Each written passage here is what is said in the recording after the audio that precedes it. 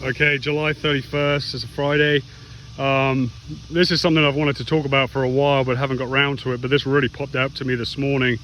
Coming past number 11 green is a push cart coming up. Obviously you can see it coming up from the tee area, coming up in between the bunker and the green and coming up against the edge of the green.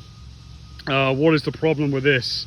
As far as golf course maintenance wise, we're in July, we're basically August tomorrow, but once we get into August and September, even though we're going to stay, super hot, we kind of get in September, more, hurricane season, storms.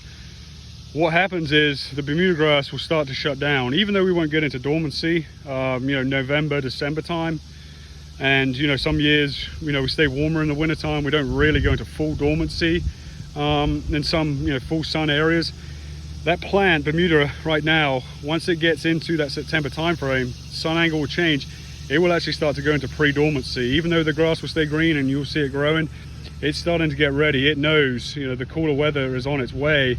And what it's doing is it stores its carbohydrates so it can get through that winter time when it's dormant. And then when it comes back out in spring, it's ready to use up those carbohydrates that it's stored. And that's what gets the Bermuda grass going. So what this right here is doing is just wearing on the collar. Now, if we continue to do this and through July into August, we're going to get to that September time frame, and we're really going to struggle to get the collars decent going into fall, and then also coming out into spring, because this will wear. This is one obviously push cart. This area looks pretty nice and healthy, but if we continue to have 1 cart, 2 carts, 3 carts, 50 carts, 100 carts a week, get up against the greens like this and wearing on the collars, we're going to have some big issues as far as wear.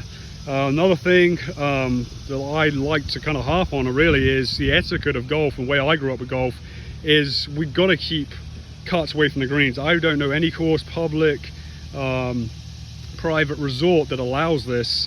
It's just a normal thing of every day. If I will push my cart up against the green, I really asked, would we please keep the push carts away from the greens, and also the riding carts. We use the posts and the fairways. I see a good job being done with that, but now and again I do see people, have to speak to people that are kind of taking advantage and coming up against the green as much as they can.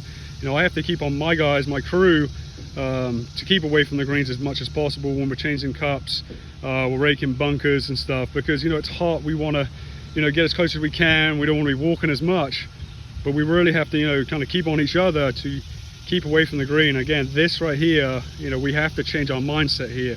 This push cart is basically on the edge of the green. If we can keep a minimum of 10 to 20 feet, I said minimum, this is really going to help. And I know this is a hole right here. It comes up steep, and the shortest way is to come right up through the middle, cut in between the bunker and the green. But we have to go around these bunkers. If we keep on wearing on these areas, we're just going to have more issues and issues and issues over the years, and we're going to end up having to sod some of these areas. So it doesn't look like, again, healthy turf right now, but over time we will wear these areas out, and then we'll have shade issues in the wintertime. This is an example of, number 11 is a pretty shaded hole around the green, and we'll struggle to do that. One thing I do not want to do, I don't want to have to come out here and put signs against every greens. I think signs like that are just tacky.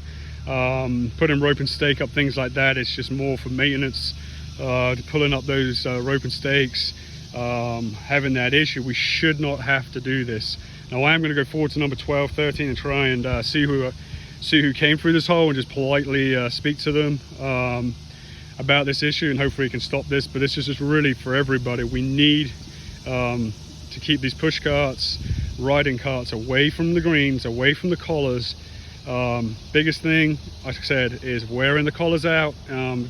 It's just going to cost us more in the long run as far as turf grass quality and cost of getting those areas back to what they should be. And then the other one, like I said, etiquette, big thing of mine in golf is, we should really be staying away. We should not be pushing golf carts up against greens anywhere, any golf course. Really unacceptable. So we're going to move forward and kind of get this going. We're definitely going to improve. Basically our standards are going to improve, and we're going to move forward. So thank you for listening.